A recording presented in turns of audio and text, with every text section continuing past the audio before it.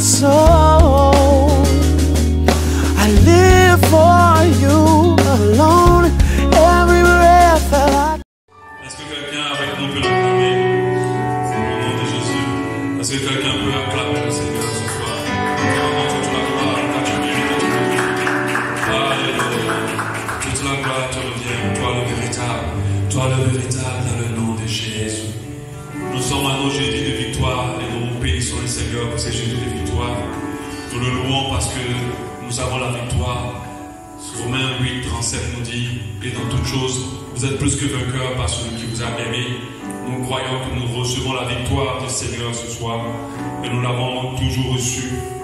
Dès le premier jour, nous l'avons accepté dans notre vie. Nous sommes rentrés dans le camp de ceux qui ont vaincu. Alléluia. Et nous marchons dans la victoire. Alléluia. Nous allons continuer notre enseignement sur chrétien et ambitieux, bon ou mauvais. Chrétien et ambitieux, bon ou mauvais. Je vais rapidement résumer.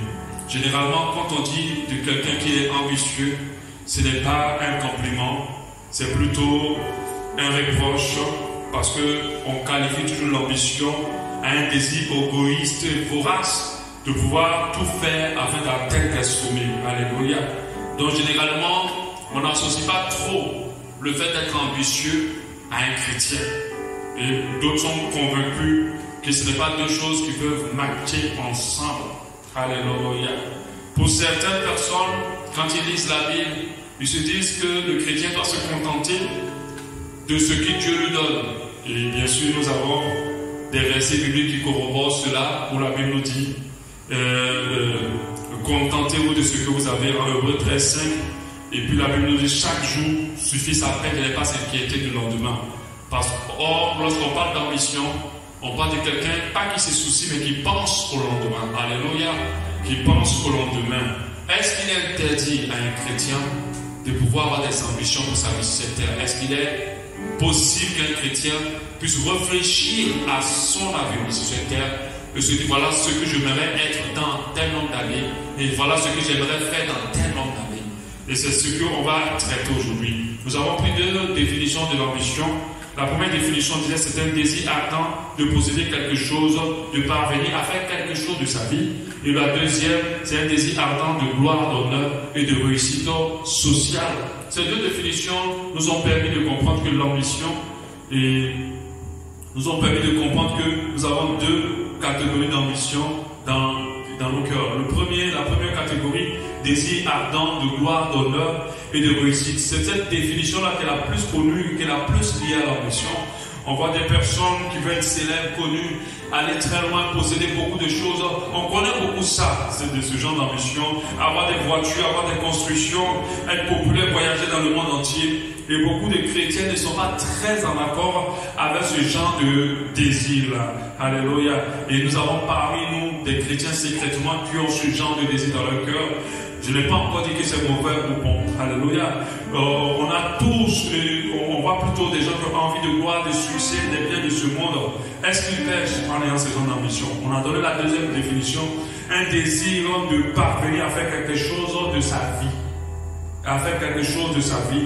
Donc d'avoir des projets, des objectifs qu'on fixe, des pensées, des carrières, et de se dire je veux arriver à ce stade-là. On a vu Salomon qui a construit un temple à Dieu. Quand il est venu, il a appris que son père a commencé, il n'a pas terminé. Il ambitionnait terminer ce temple-là. On a Néhémie aussi qui allait restaurer les murailles de Jéricho. Et pendant qu'il servait auprès du roi, il était rempli de ses projets, rempli de cette ambition. Alléluia. Nous avons aussi d'autres exemples d'ambition mauvaise. On a le cas par exemple de Haman dans la Bible qui a voulu à tout prix être très proche du roi. Il était prêt à détruire tout le monde, à détruire les Juifs, à détruire Mardochée pour pouvoir prendre la place auprès du roi Assuérus. On a Absalom aussi qui a voulu tuer son père David afin de prendre la place de la royauté et de prendre la place de son père qui n'était pas encore mort, prendre l'héritage avant la mort du père. Mais tout cela ne répond pas encore qu'une ambition, les ambitions chrétiennes sont bonnes ou mauvaises. Alléluia. Est-ce qu'un chrétien peut-il être ambitieux? Est-ce qu'un chrétien peut-il être ambitieux? Alléluia. La réponse, elle a deux volets. Amen. J'avais commencé à la traiter. Le premier volet, oui, c'est mauvais de l'être à condition que. Amen.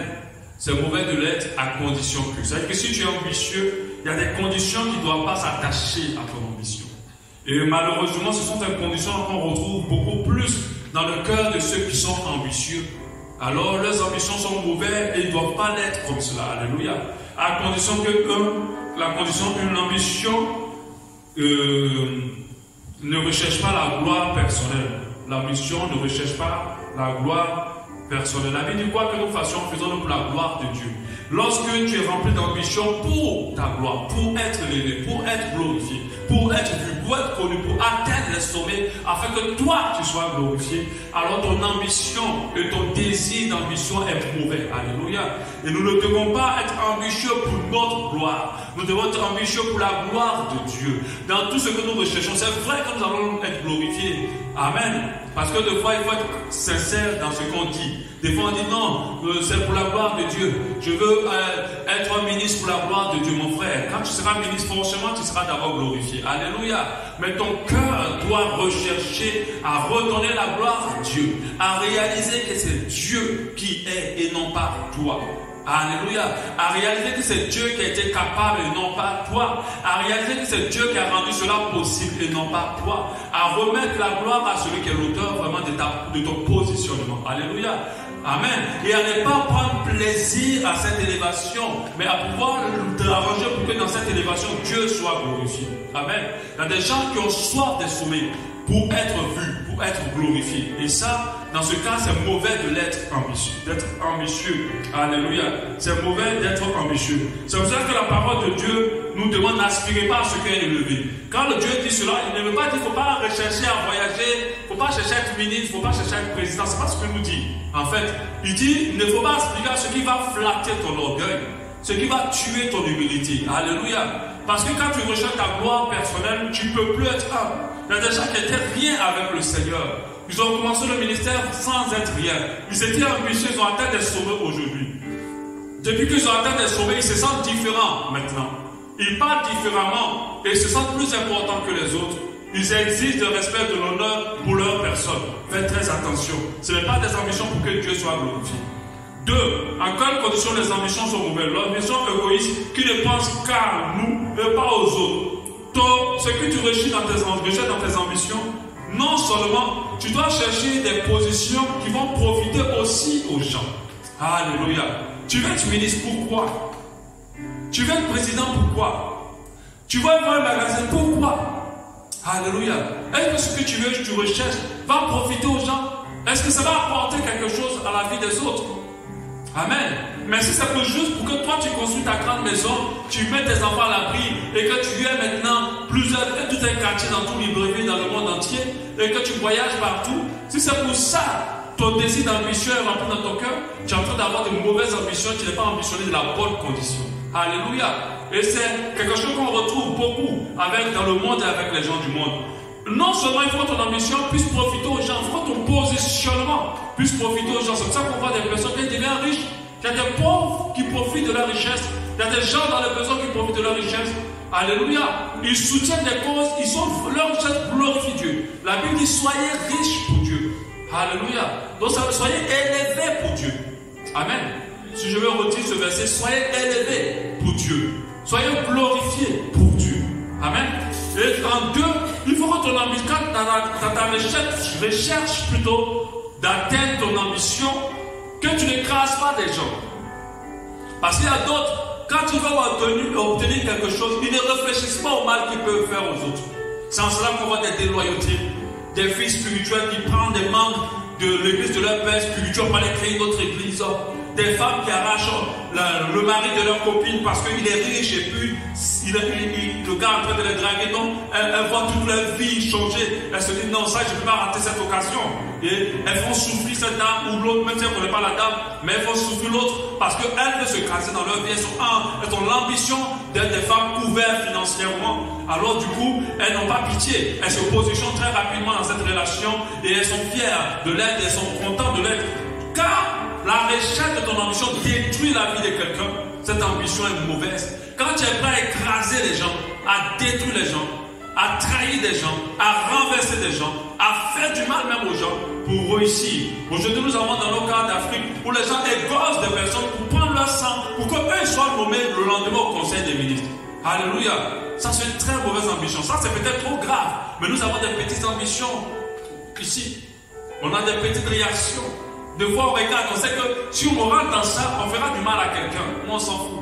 On se dit, cette personne, chacun se cherche. Et on a cette parole-là qui n'est pas dans la Bible.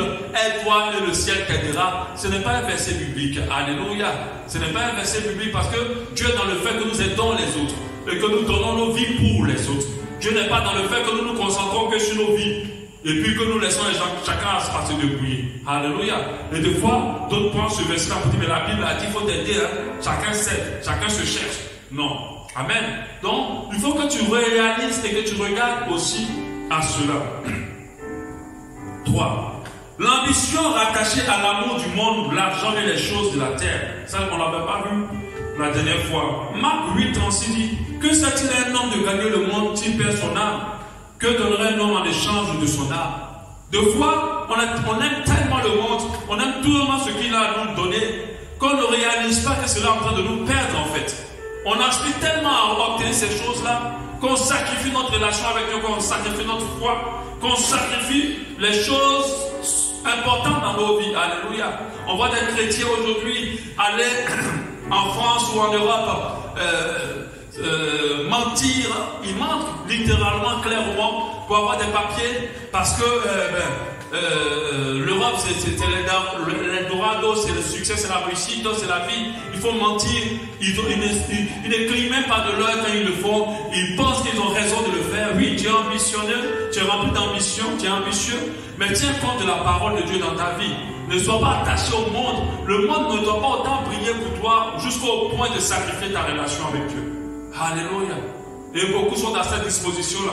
La relation avec Dieu est relayée en second plan. On se dit la vie est courte, il faut profiter maintenant. Mais faites attention. La Bible dit n'aimez point le monde, ni les choses qui sont dans le monde. Si quelqu'un aime le monde, l'amour du Père n'est point en lui.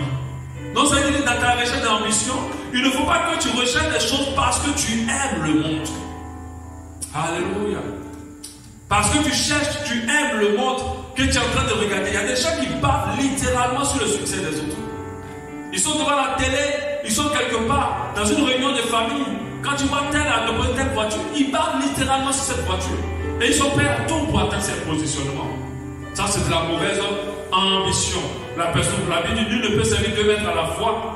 Et nous ne pouvons servir 2 maîtres à la fois. Nous devons comprendre que lorsque nous sommes attachés au monde, nous ne pouvons pas être attachés à Dieu. Il n'y a pas la possibilité d'être attachés aux deux. La Bible dit encore Colossiens 3:2, affectionnez-vous des choses d'en haut, non à celles de la terre. Il y a des gens, leur ambition est seulement liée à l'amour du monde. À l'amour du monde. Le monde y brille. Et le monde est dans un système qui nous attire à ces choses-là. Et beaucoup aujourd'hui, à cause de ces choses-là, ils sont prêts à tout, ils sont prêts à beaucoup.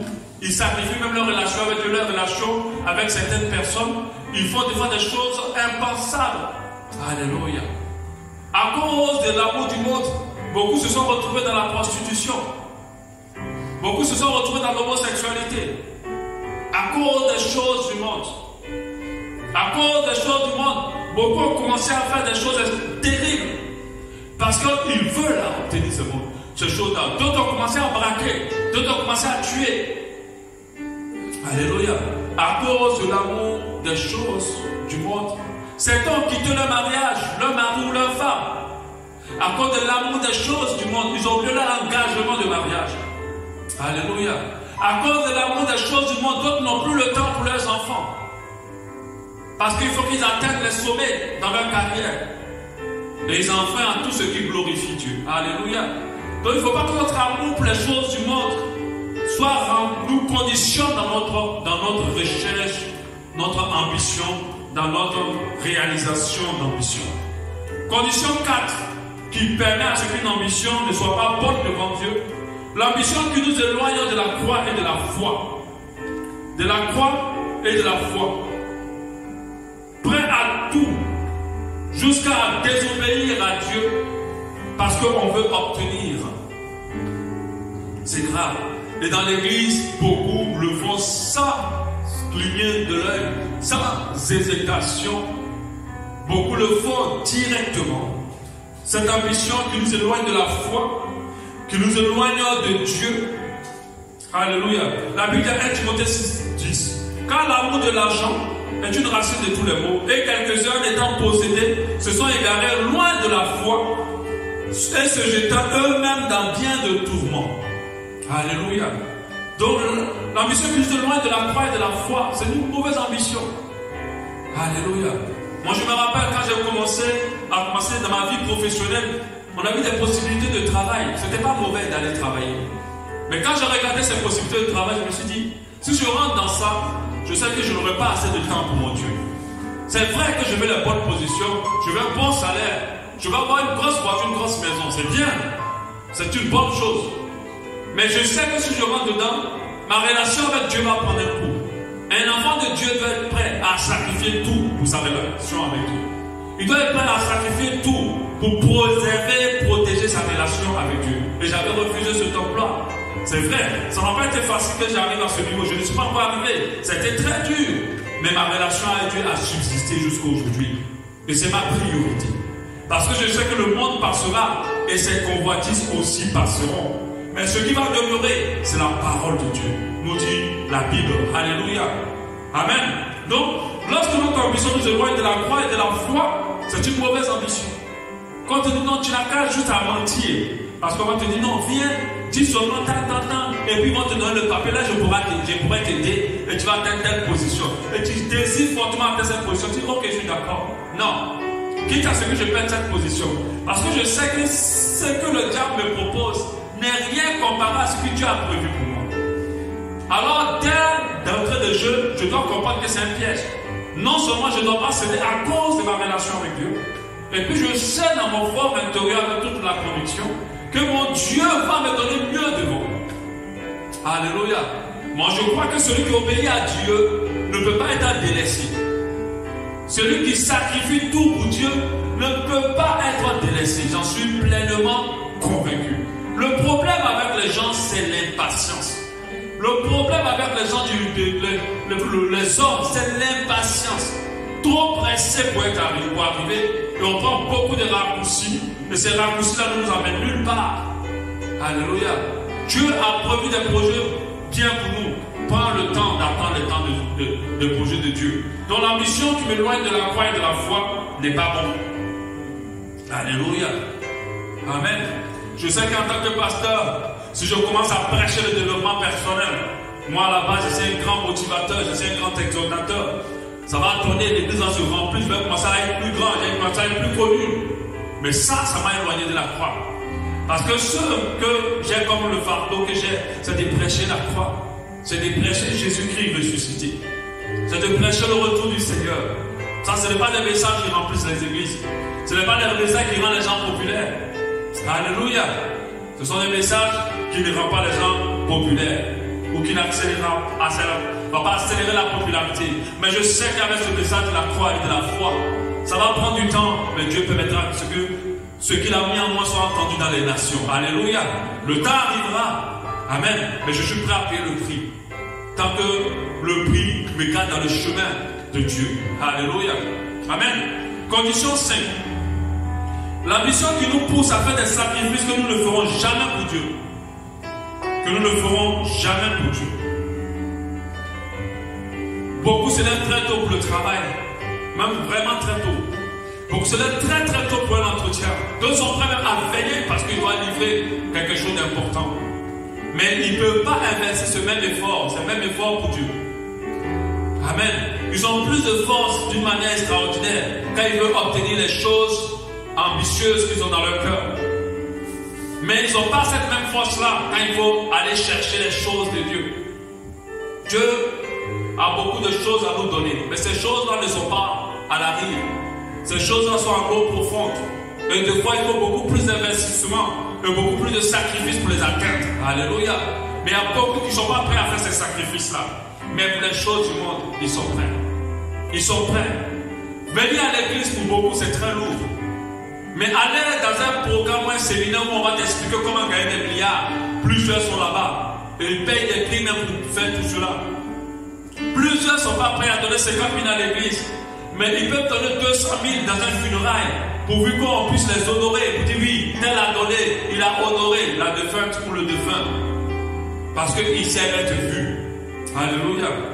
Donc, quels sont les sacrifices? Quand une ambition nous permet de faire des sacrifices que nous ne ferons pas pour Dieu, faisons très attention. Faisons très attention.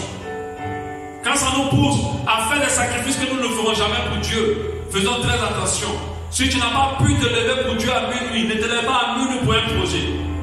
Sinon, si tu le fais, commence à le faire pour Dieu. Alléluia. Commence à le faire aussi pour Dieu.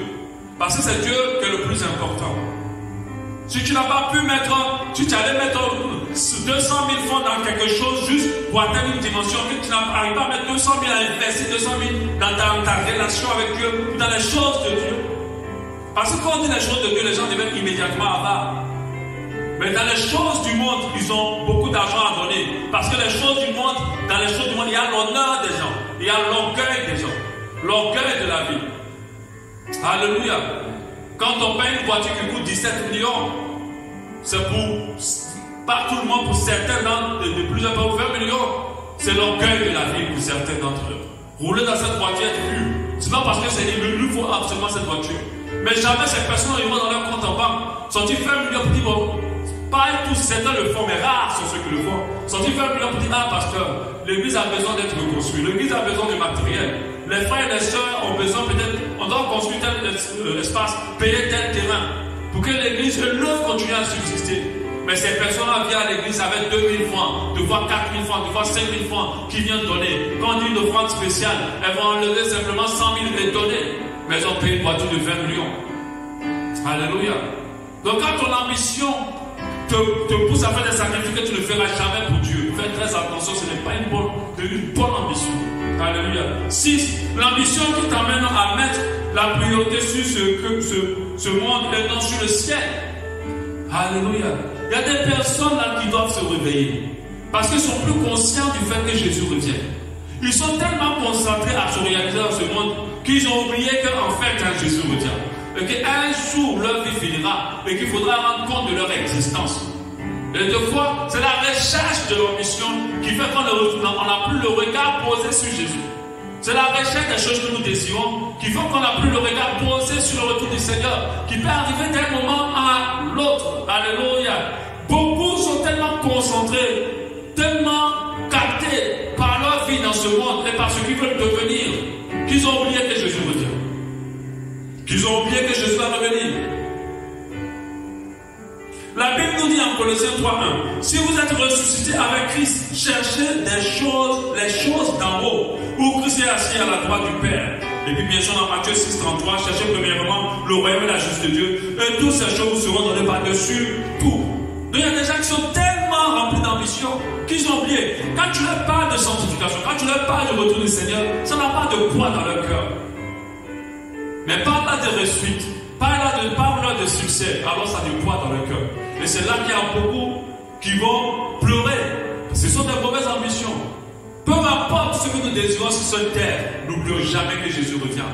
Et que tout ce que nous voulons sur cette terre n'est que vanité des vanités.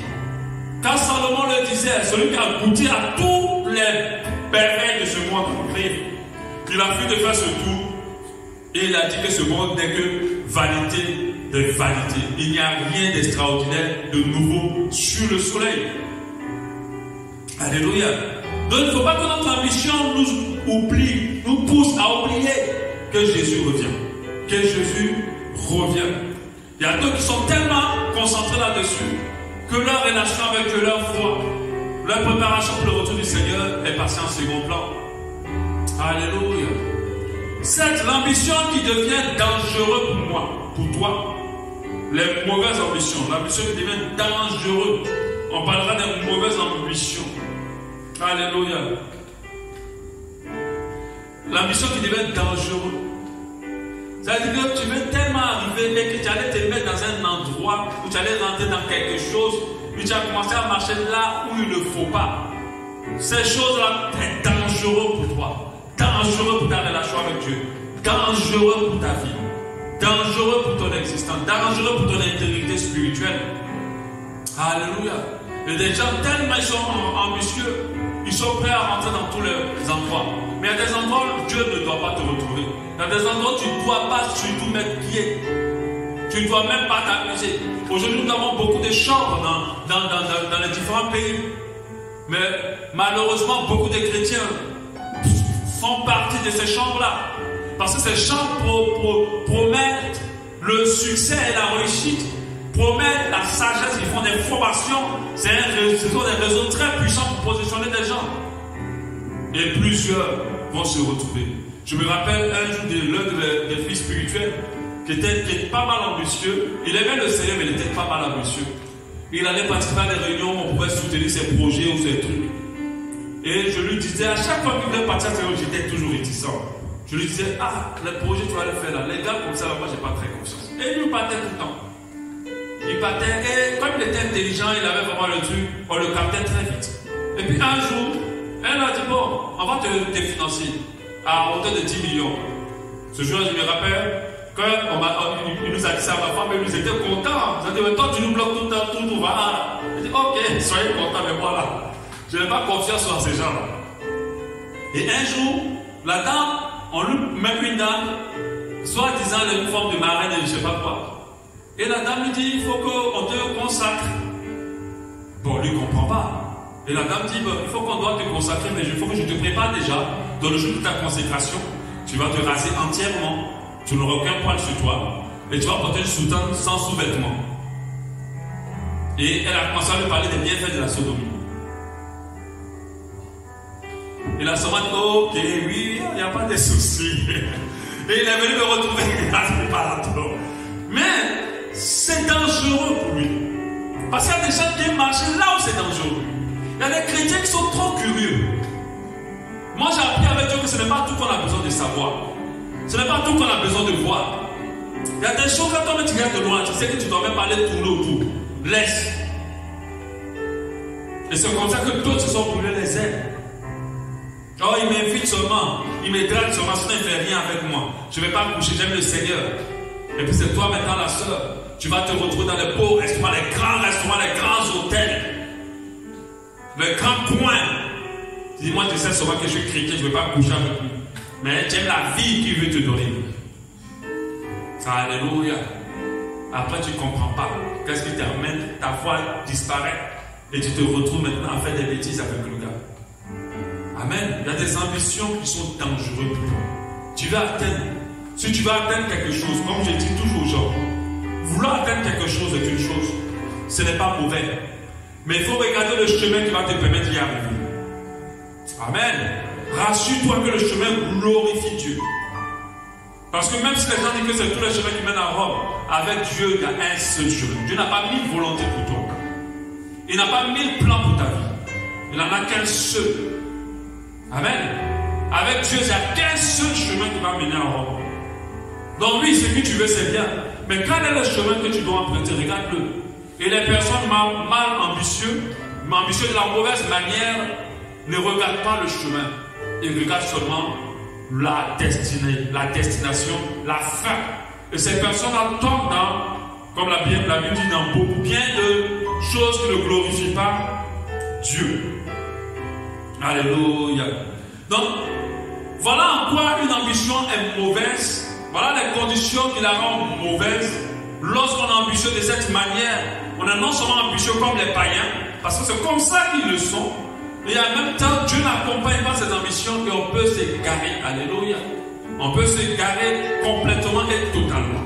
Ce que je vais dire pour terminer, et que je vais continuer s'il plaît à Dieu dimanche prochain, c'est que quand même, ce que je propose, c'est oui. Un chrétien, je n'ai pas dit peu, doit être ambitieux. Alléluia. Pas de la manière dont j'ai cité, mais d'une manière dont je vais parler. Parce que beaucoup ont voulu se jouer des spirituels et n'ont pas pu jouir de leur vie. Alléluia. Dans les fruits de l'esprit, il y a la joie. Et il y a des enfants de Dieu qui sont tellement aigris et méchants et blessés et malheureux parce qu'ils n'ont pas osé être ambitieux. Ils n'ont pas osé penser un peu plus. Alléluia. Et aujourd'hui, ils ne comprennent pas pourquoi leur vie à ce stade. Moi, des fois, je parle à certaines femmes, je vais en parler peut-être à certaines jeunes filles. J'ai dit, une femme ambitieuse, une vraie femme ambitieuse, ne laisse pas un homme jouer avec son corps pour rien. Alléluia. Il faut qu'il, si elle est ambitieuse, elle va comprendre que pour que quelqu'un touche son corps, il faut qu'il la respecte. Et la respecter, c'est de la marier. Alléluia. Une vraie femme ambitieuse va vite faire le tri dans la sélection des mauvaises personnes qui viennent à elle. Alléluia. Parce qu'elle a un critère d'homme qu'elle doit marier. Un critère d'homme qui va la valoriser. Et certaines qui ont compris cela sont rentrées dans des mariages stables. Sont rentrées dans des bons mariages. Mais d'autres qui étaient prêts à tout, pourvu d'avoir peut-être l'affection, le bonheur, la joie d'être aimés, ou bien l'argent ou la sécurité financière, se sont retrouvés dans quelque chose qui ne glorifie pas Dieu. Et des fois on rate l'œuvre. Alléluia. Amen. Donc dimanche, jeudi prochain, je pense qu'on va pouvoir finir. Je vais parler du fait que oui, être ambitieux, chrétien, être ambitieux, c'est une bonne chose. On doit l'être. On doit développer cela. On doit penser à demain. Pas s'inquiéter. Parce qu'il faut faire la nuance. La Bible ne vous inquiète pas du lendemain.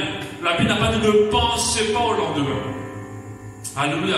La Bible n'a pas dit ne planifiez pas le lendemain. Amen. Il a dit souvent, il ne faut pas te soucier du lendemain. Alléluia. Amen. Nous allons prier ce matin, ce soir plutôt. Demandons à Dieu, aide-moi à avoir une bonne ambition.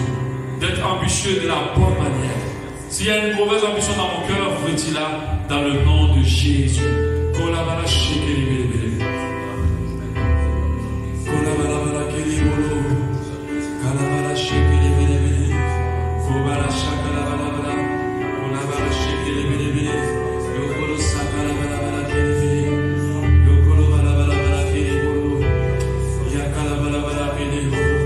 Parle à ton Dieu.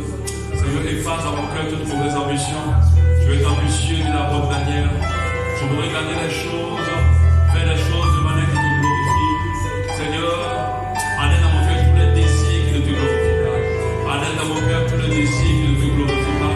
Enlève dans mon cœur tous les convoitises qui ne te glorifient pas. Enlève dans mon cœur toutes les envies qui ne te glorifient pas. Enlève dans mon cœur tous les rêves qui ne te glorifient pas. Enlève dans mon cœur tous les souhaits qui ne te glorifient pas. Enlève dans mon cœur tous les vœux qui ne te glorifient pas.